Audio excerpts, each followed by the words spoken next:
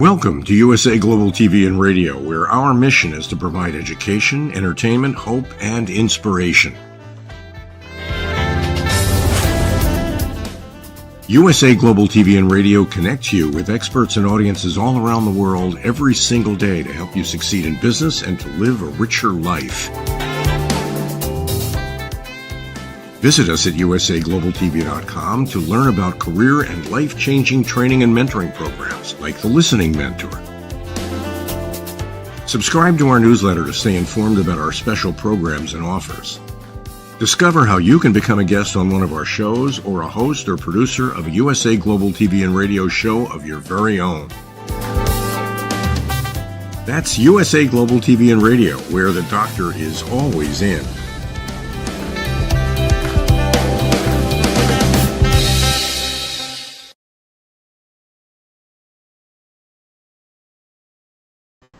Howdy, y'all. Red.olaughlin. We're on the USA Global TV and Radio Network and on the E360 TV Network. And welcome to 2024. We're on a new office, a new studio. Everything's new. Everything that I was doing last year is a little bit different, just tweaked. But again, we'll learn as we go along. The program we started on Talking Heads last month, December, was to get our mindset essentially wrapped around where do we want to go. We're talking about optimal health. How can I achieve optimal health? That is the question that we're trying to resolve. Let me go ahead and start my slides. There we go. Disclaimer. I'm a researcher, not a doctor, never been part of the pharmaceutical industry. I fell in love with chemistry many years ago. I now do research at the cellular level in the human body, and I look for cause and effect relationships. Treat a cause, fix a problem. Treat a symptom, and you'll always be treating symptoms. I believe that our health and our wellness is our own responsibility, not our doctors, not, unless you're a kid and it's your parents. But for most of us watching this TV show, this is one of those things. That's our responsibility. This presentation is primarily for awareness, education. It's not for you to take action and just go do something that is counter to what your doctor would recommend. We've talked about several things so far. Last time we talked about the items in red: mental, emotional health, being stable, poor decision making, impulsive eating, all those kinds of things we talked about. We ended up with sleep. Now we're going to get into exercise and fitness. Exercise is a fairly large part of our program, but there's many more in addition to that. So as I look at it, we have stress management, and then the items there with nutrition and gut health and fat and weight management and others. So as we're getting into fitness toward the end of our talk today, these other areas are all going to be involved under fitness as a generic title, just like exercise is a subset of fitness. So getting right into fitness here. Just like we talked about in December, we need to set clear goals, but not the same ones we did last year. This is a big deal. Your subconscious mind looks at what you succeeded at, what you failed at, and as its prime directive in life, the subconscious mind, it's not to allow any harm to come to you. So you touch that hot stove, harm came to you, in the back of your mind, don't touch that hot stove again. But the same thing, if I failed at a diet 15 times in a row, it's going to say, flashing lights, do not start another diet because you're going to fail. Therefore, your subconscious mind is going to do everything in its power to stop you from failing, even though it should be good for you to lose some weight. It's, we need to change what we're doing. So the clear goals maybe now are measured in inches and not pounds. Maybe they're measured in other aspects, but the goals, as any kind of goal, they need to be realistic and achievable. And if you can marry them to your passion, far, far better. Many times our goals are achieved when we have an accountability partner. Maybe once a week, all you do is you send a text to somebody and say, I did this, this, and this. And when you have a couple of weeks where you did nothing, that gets kind of embarrassing. And our subconscious mind will say, I don't need to be embarrassed. Let's see if we get some of these things done. Choose exercises that you can do. If you can't run, don't start running. Walk. If you are limited by other things, make sure you talk to your physician first, saying, hey, I want to do this. Is it going to be a problem? Start slow and be consistent. You don't want to get an injury the first week or two of doing something, and then you can't do anything at all. My wife and I walked the Camino de Santiago 2016. We practiced for a year walking here in the United States. Unfortunately, Houston doesn't have very many hills. We get over to actually southwestern France. We walked over the Pyrenees Mountains into Pamplona, Spain. We walked 500 miles in 30 days. But we started out, literally, our first day walking was about a mile. By the time we had a few months in, we were up to 5 or 6 miles a day. I don't think we ever went over about 7 or 8 in any one day. But with any kind of program, let's say that you run and you can run 5 miles. On any given day, if you have a base of 5 miles of running, you can run 10. When I started doing half marathons, I knew I could run 5, 6, 7, 8 miles easily. I could do the 10K races at 6.2 miles. But you need a base, and that base has to have some amount of time in it.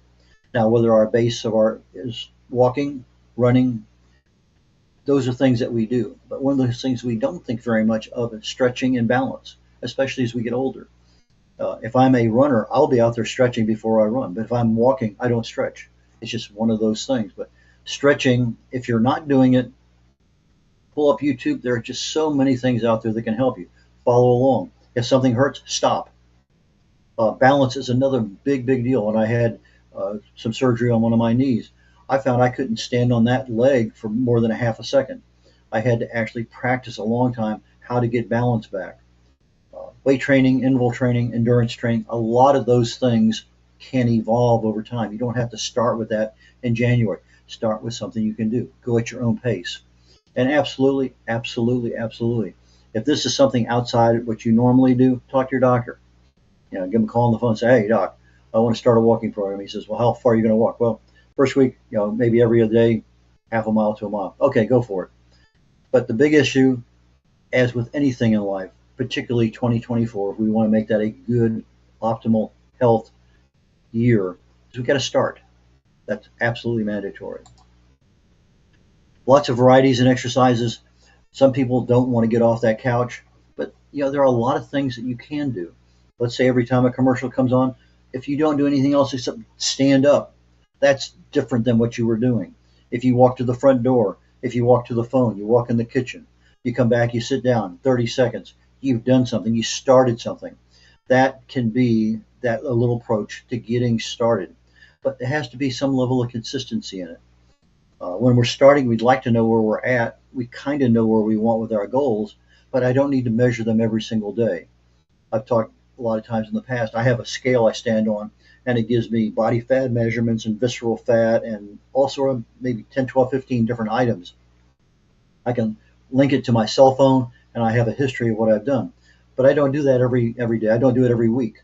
But it gives me a trend over time of, is my visceral fat actually declining or is it gaining? It gives me a measurement. Okay, I need to do something different. This is not working the way I planned it. I say measure inches, not weight, because we always measure weight. It's one of those things that if I'm trying to lose weight, well, I always measure weight. And if I fail at it, my subconscious mind is not going to support a weight loss program. But it's never failed at an inch loss program, so maybe that's what you need to do. Listen to your body. I can't tell you how many people I've told that to over the years. Your body's going to tell you something. It's a clue. Something's wrong. and you're going to know about it. But if something's right, okay, I walked a half mile today. I feel good. Listen to your body. Maybe that means tomorrow I may walk 3/4 of a mile. But if everything is working well, your body's going to tell you. If nothing is working well or something's not working well, regardless if it's a muscular exercise with your chest, your arms, your shoulders, or whether it's a dance routine, it doesn't make any difference what it is. Swimming, listen to your body and allow some time. What are you doing? If you're only walking a half a mile, yeah, I just walk a half a mile. Write it down. Have a little journey of what you're doing, a little journal. That way, when you look back, well, I walked 21 miles this month. That's kind of a major accomplishment. Celebrate those things. Strength, weight training, it's one of those things that helps boost our metabolism. We get more muscle. Muscle burns fat. So it enhances our overall fitness down the road. We're going to talk about fitness in a fair amount of detail later on. Probably not in this show, but definitely in the next one. It tones our muscles. It tones our ligaments. We're aware of our joints. Things are there. If something gets to be sore or stiff, that's normal. It's one of those things that happens. I use something that I haven't used before and it's sore. Well, for me, one of the go-tos is curcumin, and I have it with a black pepper extract. It's a pill. Take a couple of them. When my son was here recently, something fell off the roof, came down, hit my wife, and landed on her foot. And I mean, big swelling started out. First thing I gave her was 3 grams of curcumin, 3 pills. Boom. In about an hour, almost no swelling appeared. Over the next couple of days, I kept up the curcumin regimen. She could walk on her foot, didn't feel anything unless she actually touched it. So there's some things that will help. I did a whole program, and you can go to the archives in the USA Global TV and Radio Network and look under pain management. There's a lot of things that we have the ability to control. Curcumin is one of them. Anyway, that might be something. There's lots of other things out there. And I'm telling you right now in January, don't join a gym. Everybody else is out there joining. That's not what you need to do. You're trying to get some level of commitment, some level of history under your belt. You may want to join in February or March, but don't join now because it's going to be a waste of time. It's going to be raining. It's going to be cold. There's going to be some reason that you don't want to go to the gym. Well, that's fine, but concentrate on home exercises for a while. Cardiovascular exercises are good. Walking, running, swimming. When I'm running, one of the things I do is I measure my pulse. As soon as I get done running, what is my pulse? If it's 156, I wait 1 minute, 60 seconds, I measure it again. If it's under 120, I'm happy. If it's over 120, it means I haven't been running for a while. But if I'm walking and I have an issue with my heart, I have an issue with my legs, I have an issue with my back, maybe you need to back off a little bit or think, maybe my shoes need replacing. Maybe I need to get some better equipment. But when you do cardiovascular exercises, you're improving your heart, your whole system in your body. You're getting more oxygen through everything out there. It burns calories. Those are things that we need if we want to have better fitness, better exercise. So the burning calories is critical. And there's so many experts out there. Consult them as needed. Now, that consultation may be something that's pulling them up on YouTube and watching that person's fitness routine. That's too much for me. I can't do that. Go to somebody else who has a fitness routine that you can do.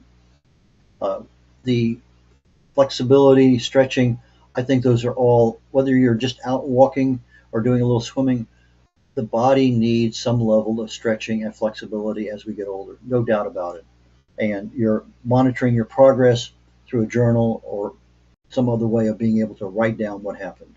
So that kind of program needs to be instilled from the beginning. So if you pick up a journal or a piece of paper, okay, I walked half a mile today. What else? Nothing else. Write it down. That's all you need to do. I walked a half a mile in 15 minutes. Okay, 15 minutes. Did I have any problems? No. Did I have a problem? Yeah, my lower back hurts. Okay, wait an extra day. Go back out and do it again. Maybe it's too cold. You need to go walk in the mall. There are lots of places to walk. Find a place that makes sense, and when the weather is not good, do that. Biggest problem we have is we have early failure, and okay, I'll get to it tomorrow. I'll get to it the next day. But we need to stay motivated. We need to have some level of commitment. This is something that's important to us. When you start getting in your 50s, 60s, and 70s, these things become even more important because it's so easy not to do something. We have a habit every day of doing various things. We get up at a certain time, we have certain foods we eat, we have certain activities we do. If it's Tuesday, I go to here. If it's Wednesday, I go. We have a habit. Now you're trying to start a new habit. And that new habit is something that is going to benefit you down the road, that optimal health journey that you're on. We know that we have birthdays. We know we have to go visit people. There are going to be days I can't do everything I want to get done. Fine. You miss a day. No big deal. Unless it's 30 days in a row, then it's a big deal. When we train, we absolutely have to allow some time for rest and recovery. And this even starts when you're starting to walk. So if I start to walk it today, and my first time I've walked in a long time, and I walk a half a mile, take tomorrow off. Don't go out there every single day. Your body needs a little time to recover. That resting when you go to sleep, that is when the body actually repairs itself.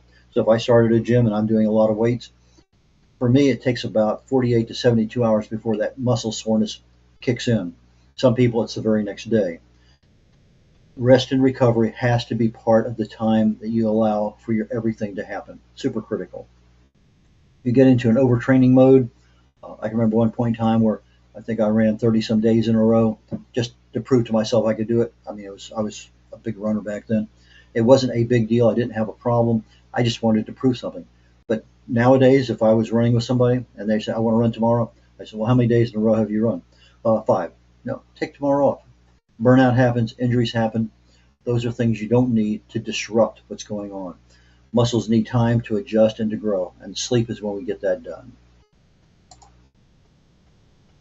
Nutritional support, what works? Well, as you start exercising, you're going to find, I need to eat more. Well, maybe you don't need to eat more cereals and grains and bread and pasta and rice and potatoes. Maybe what you need to do is eat more of those highly dense vegetables and fruits as opposed to the other things that are out there that become our standard go-to because that's our comfort zone. We're going to talk a lot more about nutrition down the road, but start thinking about what am I eating now, and if I start seeing myself because I'm exercising more, going to an extra donut versus an extra banana, maybe there's a change we need to be aware of. So it's an awareness issue right now. Lots of references, lots of advice on that on YouTube. That's one of my, Dr. YouTube has more information than you can possibly absorb. Do not push your way through pain. If you're out running and your knee starts to hurt, your back starts to hurt, all of a sudden you have problems trying to keep your breath going, stop. This is not for something that just somebody started. You have to accommodate your body to what it can do. I don't go out and run that I haven't run in months, and I go out and run a mile. I can't do it. Yeah, I can. I've been done it so many times, but that's not for the normal person to start doing. So do not push yourself through pain. Listen to your body. If you're sore, there's a reason for it. If it's persistent pain, no matter what happens, that's different. Go talk to your doctor. That is something that is absolutely a major one. But most of the time, pain is gone in a couple of days. You take ibuprofen, you take curcumin. But if that pain's with you for 10 days in a row, talk to a doctor. 10 days, absolutely, you've got to talk to somebody. There's just no doubt about it. Okay, I'm going to tell you something that doesn't sound right. We want to get healthy, but we want to start, but we don't need gym memberships. I don't need personal trainers. I don't need massage sessions. I don't need group sessions, therapy. I just need to get started. I need to get started myself in my own home, in my own way. I don't need to spend money. I don't need to drive somewhere to do something. I don't need anybody other than an accountability person. Somebody that I just say, hey, ran 3 times this week, half hour each time. I improved my time by 30 seconds. That's all you need. You don't need anything else because now you're reporting to somebody else your progress. If you don't do it, you're embarrassed. Your subconscious mind doesn't like embarrassment. So those things help. Habits develop over time. We talked about that earlier. You get home from work, you sit and watch TV. You get up 2 or 3 times during that time to get something to drink, something to eat. That's a habit. Consistency is what we need to develop if we're going to have an optimal health journey in 2024. It's critical. So if I'm constantly sitting on the couch, I'm not doing anything, That's consistency, but not necessarily in the right way. So the consistency needs to be, I need to start and I need to do something. If I don't start walking for 2 weeks, but every time the commercial comes on TV, I get up, I stand, I walk around, that's consistency. I'm doing something. Now, maybe 2 weeks from now, I actually get out and I walk through the mall, whatever it may happen to be where you're living that makes sense. Some places it's okay to go outdoors. Other places it's just a hassle and the weather's going to say, I don't want to do that. If you want to do it, you'll find a way. Understand your meds and exercise it. Some meds will not allow you to do any kind of vigorous exercise. Know what they are. Talk to your pharmacist. Go there and say, hey doc, I got, these are the meds I'm on. I want to start doing a walking program. By the end of the month, I want to be up to 2 miles every other day. That person, that doctor can tell you more about that medicine and what you want to do than most of your doctors can. But your doctor should know what you're doing because that's the person who prescribed whatever prescriptions to you. He or she understands what you're doing and what you want to do. Enjoy the unenjoyable. Most people don't like exercise. It's not a subset of their brain that has any enjoyment whatsoever. We start talking about fitness a little bit. Fitness is an overall category of which exercise is a subset. If I'm looking at exercise improving my physical health, my fitness includes everything in my lifestyle, of which exercise is one thing. And we're going to be going into a lot of detail in the next several slides. But the lifestyle are those choices we take every day. What am I doing to eat? What am I doing? The choices of food that I take, the choices of exercise, my level of stress management, my sleep cycles, everything that we make choices on a daily basis, our habits, that is what our lifestyle, that's what fitness includes. So fitness is a general category of which everything is underneath it. If I say fit as a fiddle, the fit part talks about the exercise, the physical deal. So if I'm looking at a fiddle, how well constructed is it? But if I'm looking at the fiddle part of fit as a fiddle, I'm talking about the healthy and full range of everything that's there, mental and physical. But I'm talking about how well that fiddle actually performs in producing music. So if that fiddle is really and truly well made, then fit as a fiddle means it's strong and it's very durable and it's going to give you a good product. Exercise, health, the things that we need to worry about. We have some fitness concerns. Yeah, they're out there. We talk about brain health, weight management. We want to reduce disease. These are all part of fitness.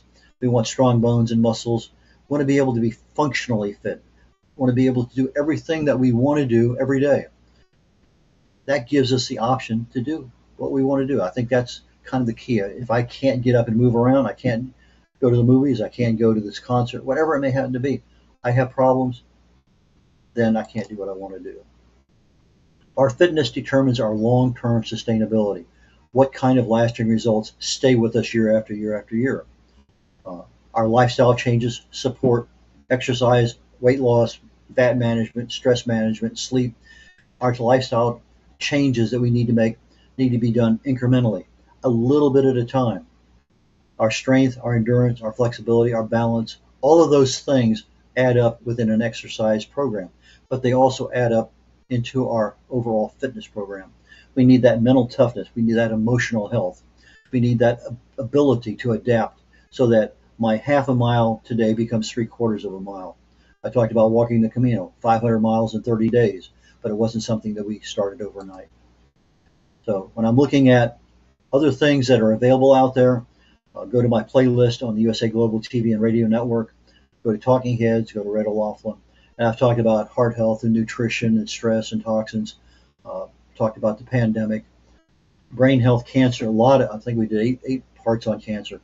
We talked about fat management and weight management. We talked about how to incorporate artificial intelligence into our health, longevity, lots and lots and lots of things that we can focus on there. I have 5 books available at my website or on Amazon.com. Just type in Red O'Laughlin in the Amazon search and you'll come up with these. We talked about last time, no matter what you can do, it is really about our subconscious mind. How do we talk to it? Wants and needs are talking to our conscious brain, which has 3% ability to make a change in our life. the big elephant in the room is our subconscious mind.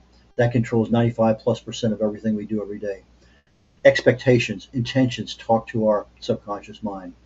But today, since we're starting a new regimen in health, I'm going to suggest the Joy of Ageless Health. It talks about the way disease gets started in our body and what you can do to stop it. And that's, I think, the biggest thing right there is understanding, awareness. That being said, I look forward to seeing you all next week on Talking Heads on the USA Global TV and Radio Network and on the E360 TV network. Bye, y'all.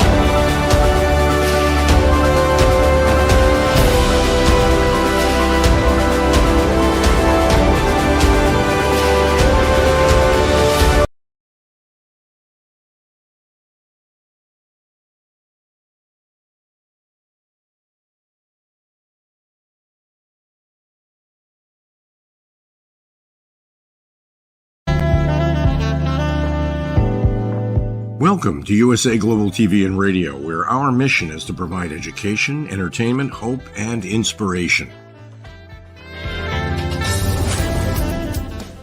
USA Global TV and Radio connects you with experts and audiences all around the world every single day to help you succeed in business and to live a richer life. Visit us at usaglobaltv.com to learn about career and life-changing training and mentoring programs like the Listening Mentor. Subscribe to our newsletter to stay informed about our special programs and offers. Discover how you can become a guest on one of our shows or a host or producer of a USA Global TV and Radio show of your very own. That's USA Global TV and Radio, where the doctor is always in.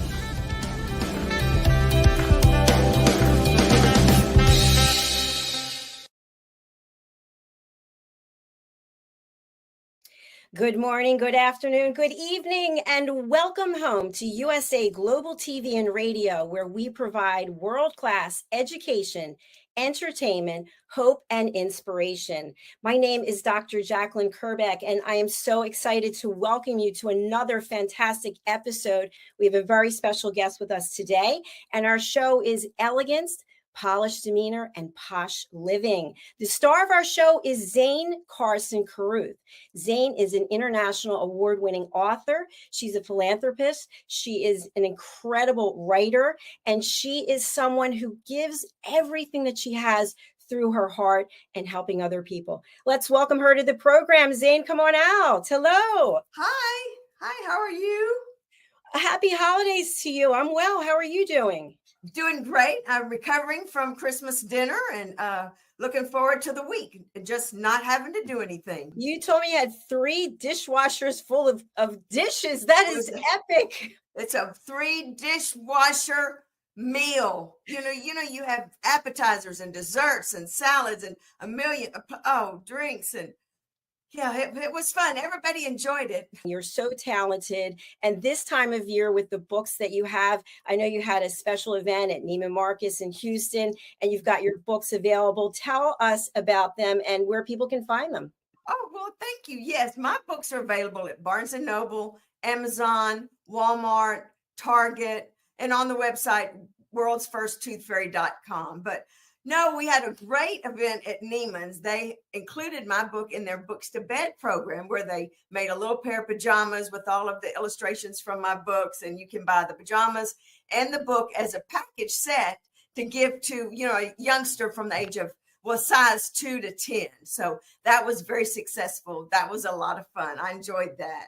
And then I'm just wrapping up my next book, A Bella Meets Almost a Racehorse. It's based on the true story of my racehorse who, you'll have to read the book. It's a lot of fun. He got an abscessed tooth, but in real life, but in the book, he did too. So Bella fixes it. So it's a fun story. I'm looking forward to that coming out as well. But what I'm most excited about is our guest today. I am pleased to welcome Julia Dunn, who is a CBS 6 Albany newscaster. She started her career and has done some amazing shows or covered some amazing events. Boston Marathon bombing, the royal wedding of William and Catherine, and she produces a weekly series called Positively Upstate, which focuses on unique people, places, and events in the capital region, which is how I met Julia. She had me on her show and we talked about my book and we just became friends. And then after the show, you will see why we are still friends, because she's a very engaging and delightful person. Welcome. Welcome, Julia Dunn. Hello. Zane, it was so awesome meeting you over the summer and doing that whole story. I obviously, for Positively Upstate, I did a story with Zane about the books that she does, and it was a great time. It was a good time seeing her beautiful house in Saratoga. It was absolutely stunning on Union Avenue, which is right near the racetrack in Saratoga, if you've ever been there. And it was just beautiful. She and her husband Brady, I mean, they do such amazing work with the Saratoga Springs Preservation Foundation, and they hosted the porch party over the summer, and her house is just beautiful. So it was great to not only meet Zane, but also like see the house from the inside. It was just, it's out of a different time, and they take such amazing care of it. Well, thank you. That's a very kind thing to say. But yeah, we love that house. It was, it's well over 100 years old and has a very, very illustrious history there in Saratoga. But the main thing is you just walk to the racetrack. You don't have to worry about parking, and it's great. And then we get all kinds of characters after the races. I'm sure. They stop in, come up on the porch. It's like, no, this isn't. Yeah, I was going to say, how many people come up on the porch at night that you see on your nest that you're like, keep moving. Yeah, we've had some close calls. I'll just say that. Julia, it's really an honor to have you here today. I have so many questions I want to ask you. And I think one that the audience would really be interested in hearing is you're a beautiful, intelligent, competent, successful woman going and doing this job. It's so easy. Just show up and everything works out fine. There's never any bloopers. There's no pressure. Is that true? Oh, the first part's true. The bloopers part. No. Okay, so let's start. Geez, I don't even know where to start with this. First of all, let me just say I love my job. I absolutely love my job. I always wanted a job that was going to be different every single day to keep me interested, something that was creative, and TV news is definitely that, whether you're a reporter or you're on the anchor desk. But just showing up for my job is difficult because I start work, I have to be at work at 3 a.m. I live 40 minutes away from my station. So I wake up at 2 a.m. I drive down to my station. I get there at 3:10. And then I need to be full makeup, everything, have gone through shows, be on the air at 4:30. 4:30, the show starts. We do 3.5 hours until the end of the show. And then we do a couple of cut-ins through national. And then I have to stay at work until maybe noon. So it's non-human hours. We have to do all of our own makeup. We have to do all of our, our hair, everything. We don't have everyone's like, do you have a makeup artist, or do you have somebody that does your hair every morning? And I'm like, I wish, that'd be great. Apparently they used to have all this stuff as early as the 90s, but it's all kind of been phased out. So if you're at one of the big networks, like you watch the Today Show or Good Morning America, I mean, of course, they have everybody doing everything for you, but local news, most of the people you're watching, they have to do all of their own stuff. So you're reading scripts, you're doing makeup, you're doing hair, and then you're going on the air. And bloopers obviously happen all the time. I mean, you look at the prompter, it's coming up and there's a word that's missing like 3 letters, and you're kind of trying to figure out on the fly what it says. I mean, there's a lot that goes into it, but it is a great job.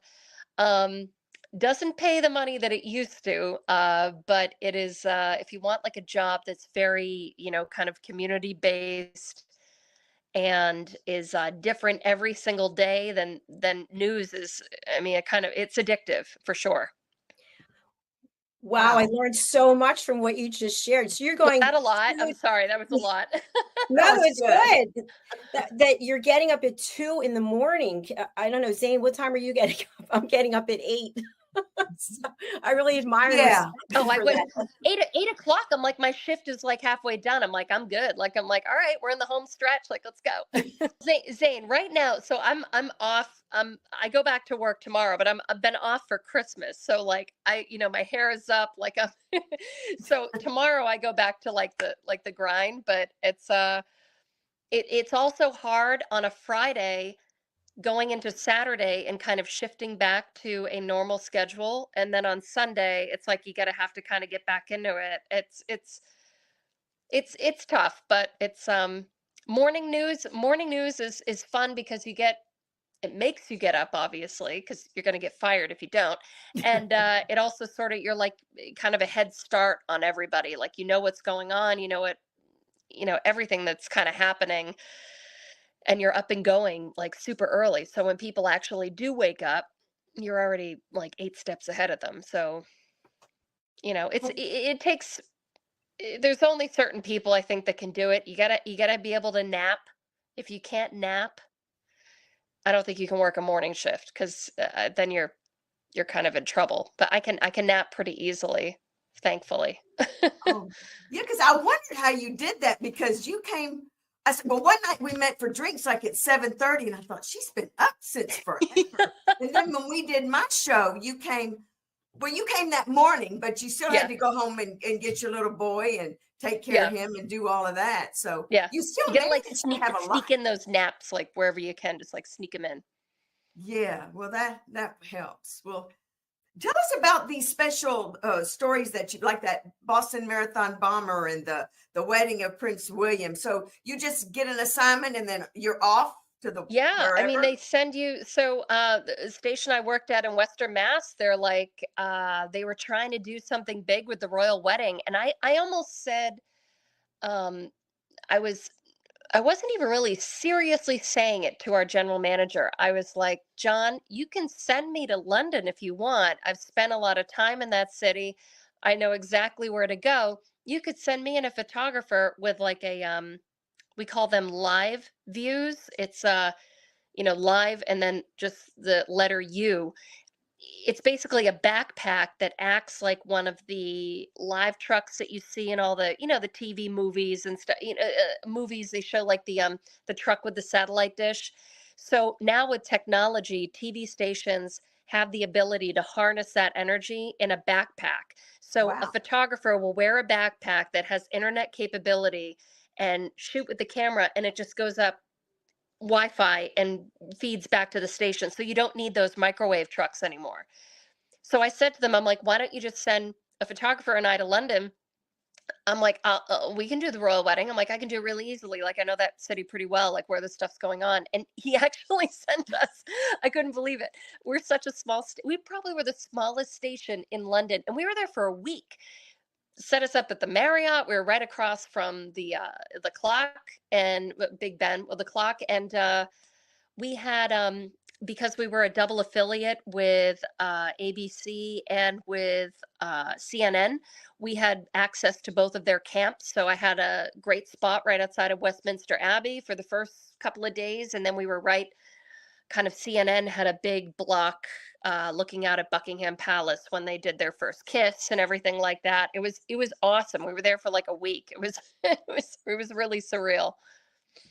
That is a dream assignment. That sounds like a dream assignment. Well, the nice thing is you were familiar with the city, so it wasn't Yeah. that stressful for you because Oh, you knew no, how no, to no. I get knew around. exactly. Yeah, I had studied abroad in the UK, so I had been to London a couple of times, but it was like, I mean, who didn't? I don't know about you guys, but like I know some people hate the royal family. I love the royal family. I Oh, I watch do The too. Crown. I keep up with like all that stuff. So when they were like William and Kate, I was like, yes. I'm like, this is the picture of the guy I had in my locker when I was in 7th grade, Prince William. I'm like, yes, I'll go. Like, absolutely. Yeah. We love the royal family. We actually have a show called the United Kingdom News and Culture and updates on the Love royal it. family. We've got 3 people who are over there, and they've been covering the royals for years. So it's kind of fun. A Absolutely question, love them. what I want to ask you also is, how much background research do you have to do before you start a show, or the information is given to you and then you provide it? Basically, so we get an email because of just how weird our shift is. We'll get an email the night before from our executive producer outlining the top stories, what we're really going to be focusing on, local and national. Obviously, that's in flux overnight because things can change. You can have breaking news. So when we come in the morning, we have a group phone call where I mean, we're all at the station, but we all kind of get on because we're at different places in the building. We all get on a group call and we go through all of our top stories, what we're going to be focusing on, this and that. And at the same time, we're all going through our shows on a computer, looking through this program at scripts, double checking things. Hey, I think we can, advance this story a little bit. I found this article here, yada, yada, yada. So the show that the producers have been piecing together overnight, the anchors come in at a later hour, like me, and we all start going through it and basically giving it a second, third set of eyes. Should we do this? Maybe we should do that. Well, do we want to send the live reporter here? I think it would be better here. How are we going to showcase this? Maybe we should put this at a different. So it's all sort of like a brainstorming session that kind of leads up to the show, and then it just goes on and you're like, fingers crossed, let's go. It's Wow. So y'all are able to get all that accomplished on the fly before your show starts? Yeah, like That's within the incredible. hour and a half before the show starts. Yeah, like with us coming in. There's so much that goes into it, and I don't think people realize it. And you think to yourself that it's all glamour. And from what you're sharing, I mean, you look magnificent, you look beautiful, but there's a lot that you have to do behind the scenes that people aren't aware of. When you leave the It studio, because you're a public figure, are people harassing you, or what's that experience like? uh no, I mean some people will come up to you and say things, but for the most part, it's not too bad. I appreciate it when people come up and say something. I mean, I've never had someone come up to me and been like, "I hate you." I've had people come up to me and say, I watch you every morning, or I see pictures of you and your son on Facebook, and I really love that. And or you shared a certain story that it resonated with me. I appreciate that.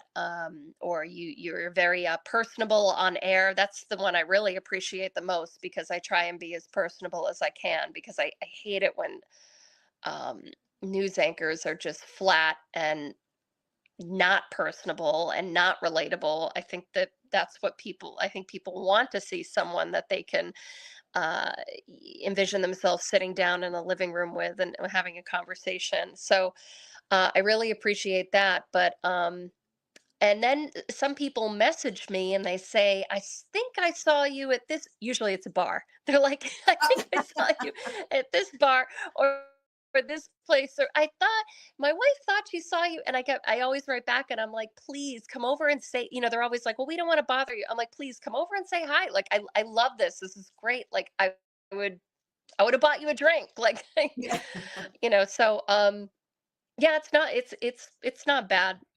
Well, see, that's good to know, because I always had the impression that stars such as yourself and other people, they did not want to be bothered. It's just like, don't talk to them. And I have missed a lot of opportunities. So I'm glad, and I know everybody's different. They all have their own opinion on that, but that's good to Right. know that you are welcoming Yeah. like that, because people, they do feel like they know you. I mean, they follow you on Facebook. They know what kind of Christmas your little boy had. And so they feel like they know you. Yeah, and like the other thing, it's like these are the people that support your livelihood, I mean, like these are the people that Yes. watch your show. Like why are you gonna why would you ever be dismissive of them or not warm to that. Like, these are the people that, provide you with a living, basically. So I appreciate it completely. And I love that people still watch local news, because the numbers, I mean, the amount of people that watch local news today versus like um 30 years ago is significantly lower. So when I do find people that watch local news, I'm like, yes. Like, thank you. Love it. Yes. Yeah. We're sharing your social media information. If people want to follow you on Facebook or Instagram, we have them here in the show notes. So please do go and connect. Oh, great.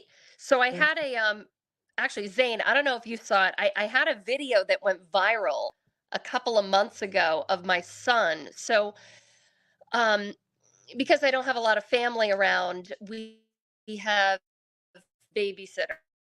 And there was one day where our babysitter couldn't show up. So the baby was brought to me. It was, I said like, hey, I'll take Kevin. I didn't have much to do in the afternoon. I was done with the show.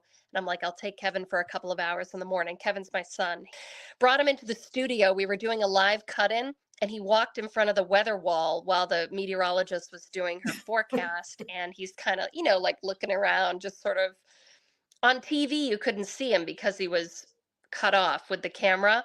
But we have video of him wandering around the studio and underneath the anchor desk, and I posted it on Facebook, and it got like 29 million views. It was insane. Oh my Oh my word. gosh. I don't know if it's more than that now, but it was 29 million views. I had a friend message me over the weekend, and they're like, do you see Kevin's, like, that video you made of Kevin? And I'm like, what about it? Like, I posted it on Thursday. They're like, it's like taking off. It was nuts. So I got a lot of Wow. followers out of that video. I'll It was bet just- you did. yeah. Now, that's wonderful. Good for him. Good for Yeah, you. I went from like 11,000 followers, which took me years to get, to 61,000. So it's like over Amazing. one weekend. Bada bing, bada boom. as we move throughout the day. And I'm expecting temperatures to stay in the lower 90s here in the next couple of days. We are dry tomorrow, showers and thunderstorms coming in Thursday on a daily basis, with the heat easing for the weekend. Takes one video, you guys. That's it. Just one. You mentioned before about the percentage or number of people who are actually watching live news versus people getting it on websites, etc. What do you think is the future for the industry? Do you think it will always be some combination of the two?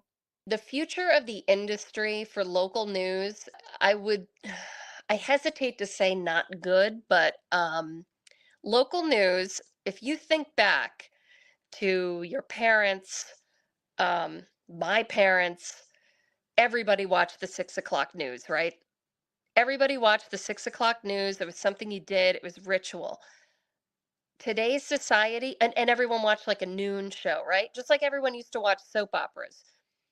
Everyone's society has changed. Everybody's working now. Nobody is home to watch these broadcasts, and nobody watches them because they get it off their phone. They get every single top story before, if they sleep. I sleep with my phone because it's my alarm clock. I could roll over in bed, look at my phone, and see what the top stories are. I don't need to turn on the news. Like, local news is up against a beast, and it's new technology. So the number of people watching local news, which we can see with Nielsen ratings, is just dropping every single year. And it's just, people still need local news. Don't get me wrong.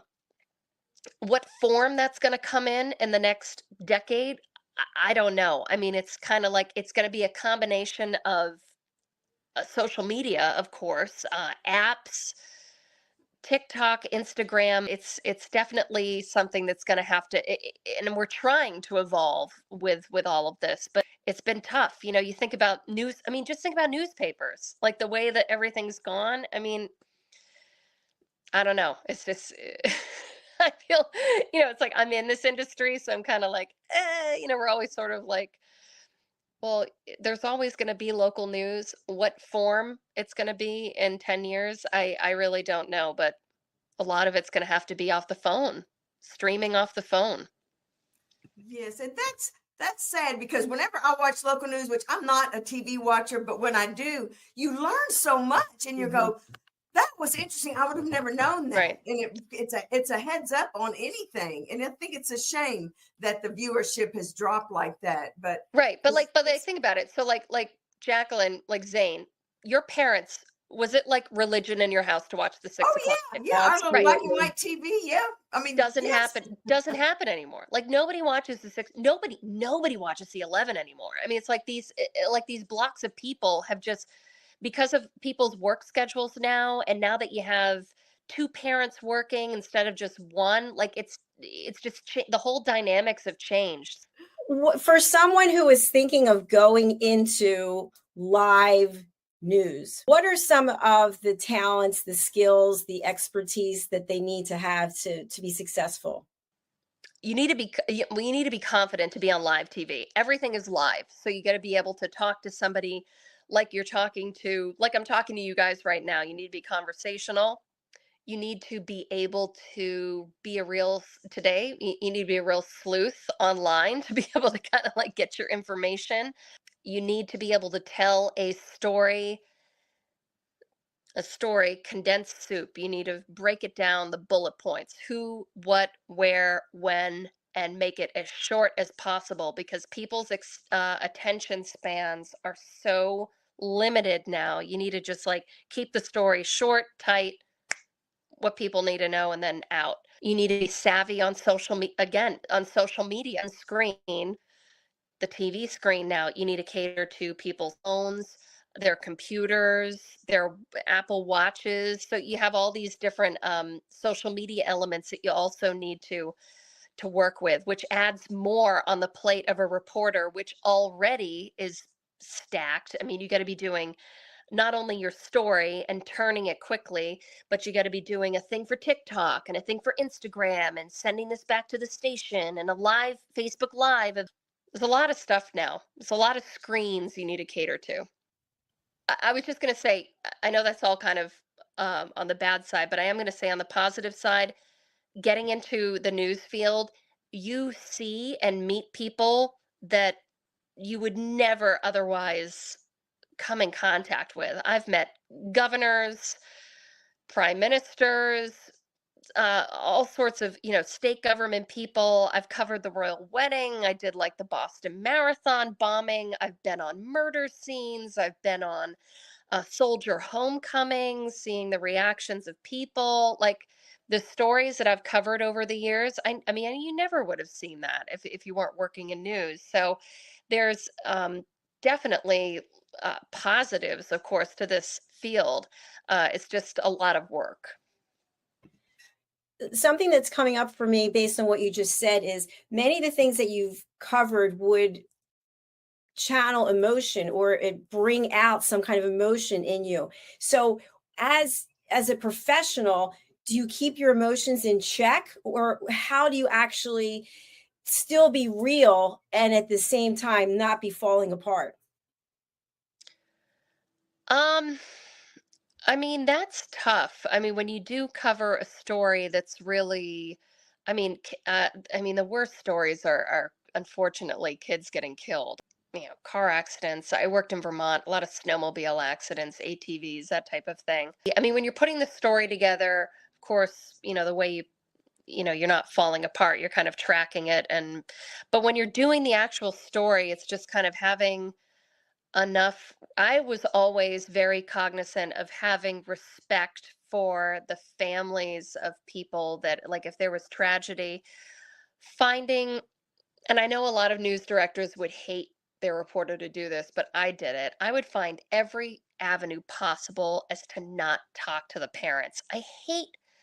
They would be like, well, go to the mom. And like, what am I supposed to do? Go to the mom and ask her how she feels? Like, her kid was just killed. Like, I would find other avenues to go and do the story. Like, I would go talk to their school principal. What type of student was he? Or the coach of the soccer team. Like, was he a great soccer player? And just kind of do like a profile of who the person was and put that on the news, versus going to the door of some family, which a lot of news directors want their reporters to do, and ask basically like how you feel. It's like, the last thing that they want to do is have the news in their face when something like that happens. So I would, I don't think this made me a good reporter. I would try and find every avenue to go besides doing that when it came to an emotional story like that. Of course, when it comes to other emotional stories like a soldier homecoming, maybe they come into a classroom, the student doesn't know that their dad is home from his deployment and it's a big surprise, a big reveal. I mean, that's easy because people want to talk to you. But yeah, I guess you just kind of got to tailor the way you report stories, depending on what they are when it comes to like really emotional ones, because they can be bad and they can be good.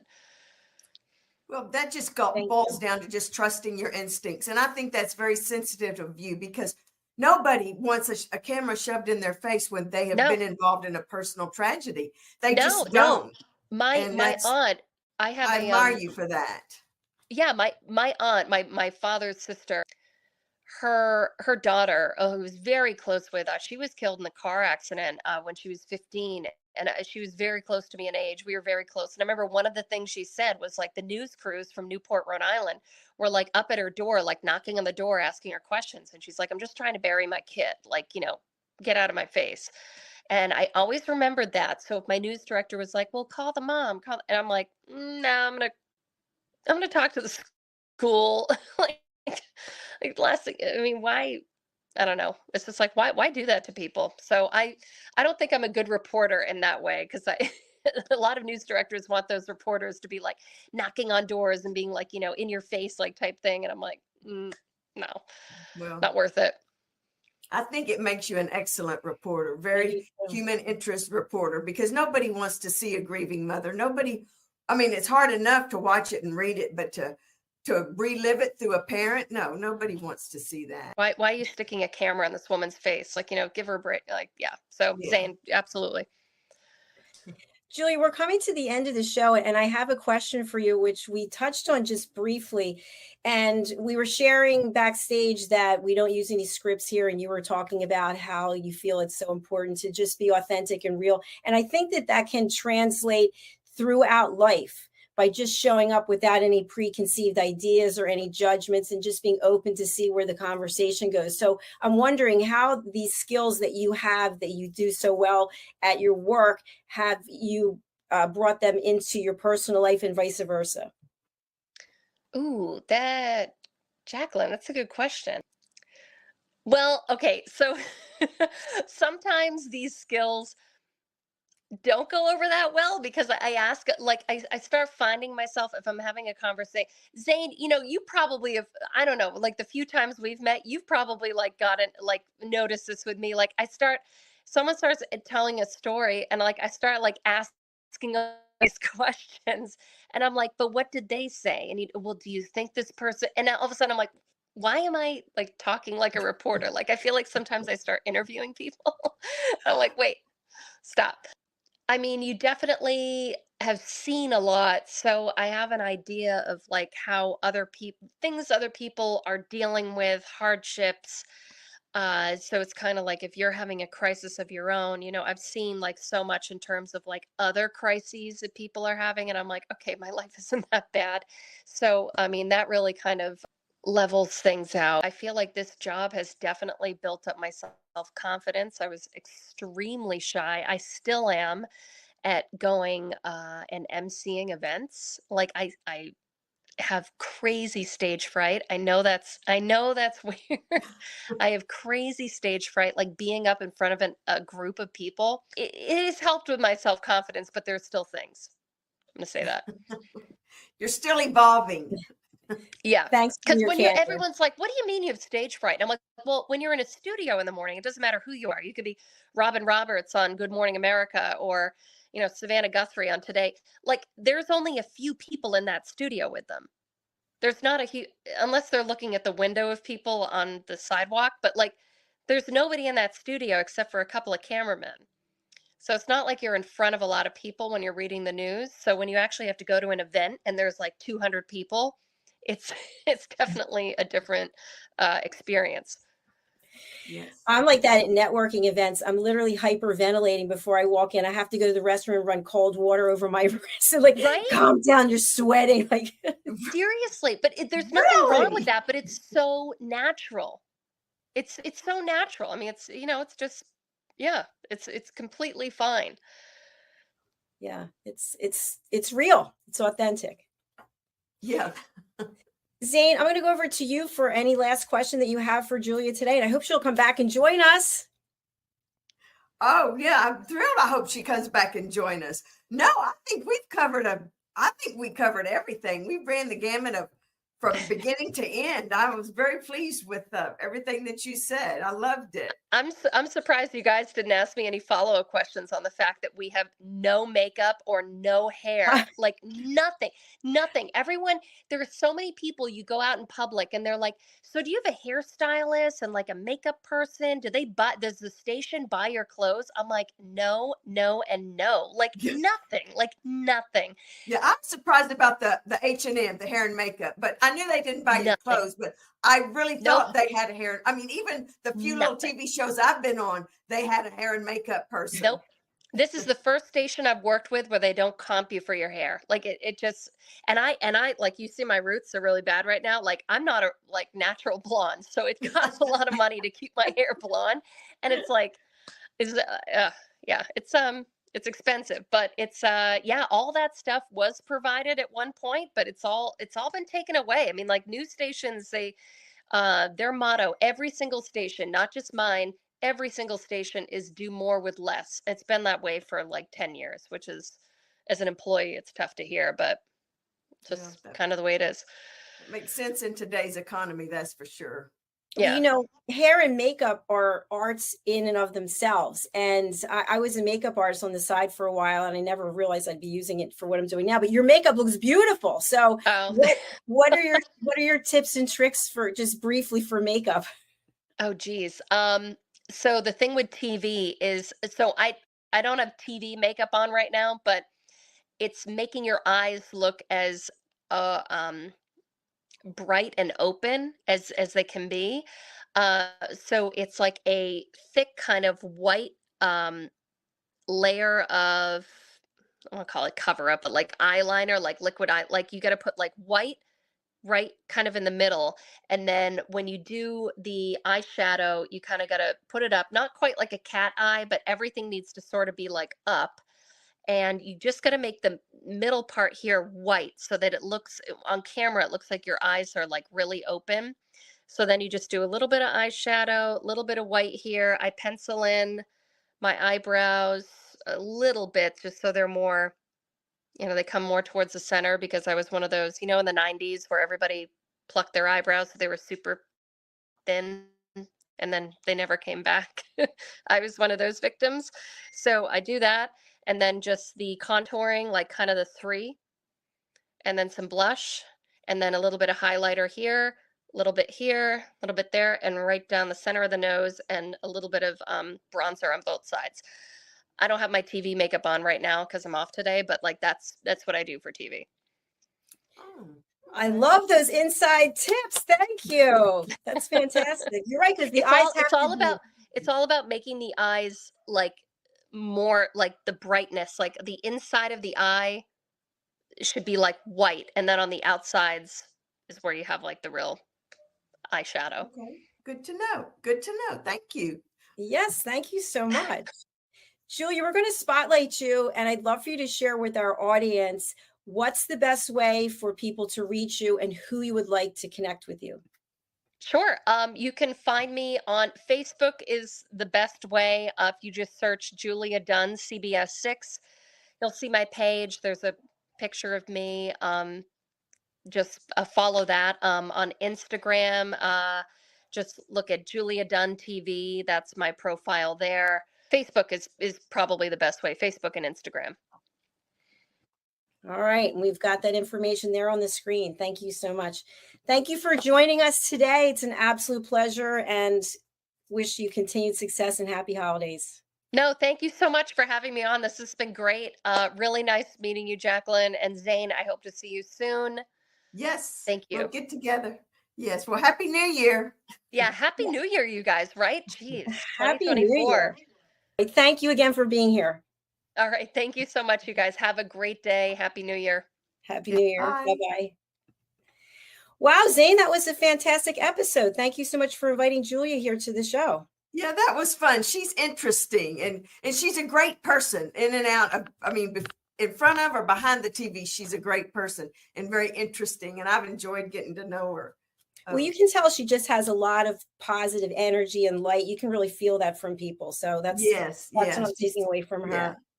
Yeah, Zane, what's the best way for people to reach you? You've got your website there. Would you? Yes, zanecaruth.com, and on Instagram, it's zcaruth.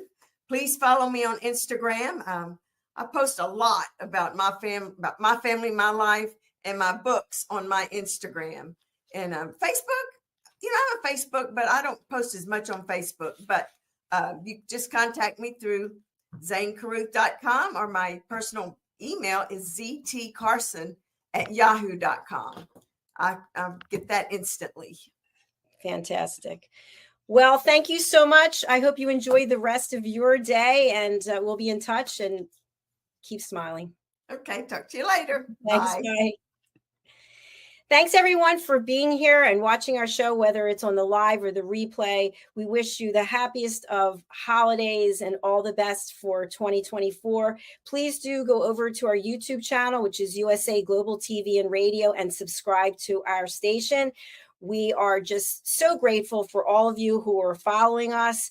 Our family here continues to grow. And if you'd like to be part of our family, we'd love to hear from you. So you can get the information right here, and you can contact us on our website, usaglobaltv.com, or you can email me directly at drjacqueline@usaglobaltv.com.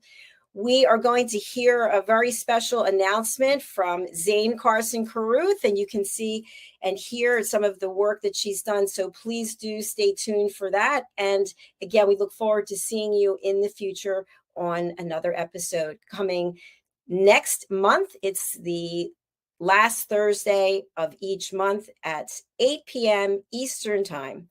Thank you. Bye for now. This program has been brought to you in part by Zane Carson Caruth, etiquette and protocol expert, international award-winning author, television show host, and philanthropist. Thank you to Zane, our official diamond sponsor for USA Global TV and Radio in partnership with E360 TV. Zane is the author of the world's first tooth fairy ever, as well as many other children's books. She's also the television host of Elegance, Polished Demeanor, and Posh Living, seen on USA Global TV and Radio.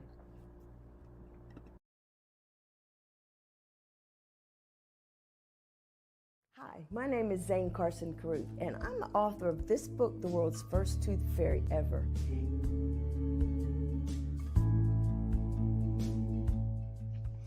Reading is magic. Studies have shown that reading to your children lays the foundation for greater success in life. Reading helps develop language and vocabulary skills. It helps improve memory, and it encourages curiosity and inspires creativity. The benefits are immeasurable, and as a parent, you'll benefit too. In only 10 or 15 minutes a day, you'll be creating more memories and a bonding experience that will last for years to come. So take time to read to your children. Read them books about things that engage and interest them. Tales of fairies and magic fascinate children, and as everyone knows, the Tooth Fairy is at the top of the list. If your child loves magic, wands, adventure, and what child doesn't, you'll love reading them books from the trademarked series, The World's First Tooth Fairy Ever. Follow along as Abella, the world's first tooth fairy, accidentally starts the tooth fairy tradition. Learn the tricks of being a professional tooth fairy in the book, Abella Starts a Tooth Fairy School. Your child's imagination will soar as you read the adventures of Abella and her magic wand.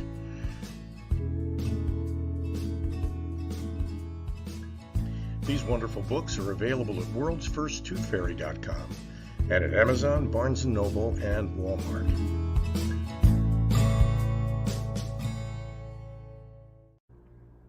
To learn more about Zane, contact her through her website, zanecaruth.com.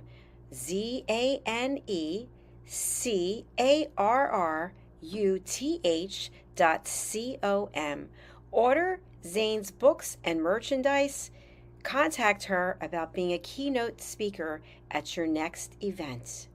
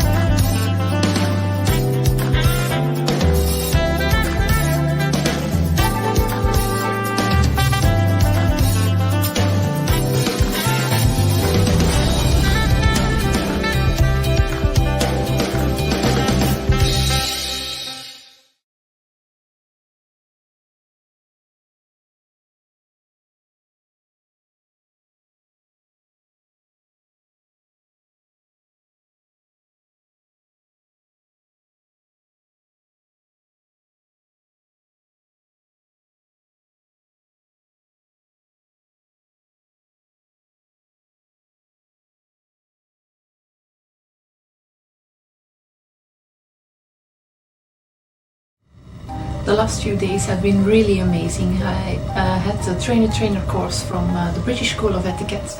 And I must say it's been one of the best decisions I've ever made and one of the best investments I've made in my own training and development. Now, words alone will not describe the transformation and the positive path that I have traveled with the British School of Etiquette. I find I learned a lot from the lessons this time I came. The last few days with the British School of Etiquette have been fantastic. And what I've learned now is really beyond my expectations. This is the most rewarding experience and the best investment I have made this year. It was just great. I learned so much, and when I go back to Belgium I will incorporate a lot of it into my day-to-day life and business. It's been absolutely wonderful for the whole week that we were here. I feel transformed, and I feel like blowing a trumpet and tell people, come and do this school. This class is the best. This is the best school ever. You should take it. It will change your life immediately. I am now able to teach other people how to bring the best of them. Thank you. Thank you, BSc. Thank you. Thank you so much. Thank you.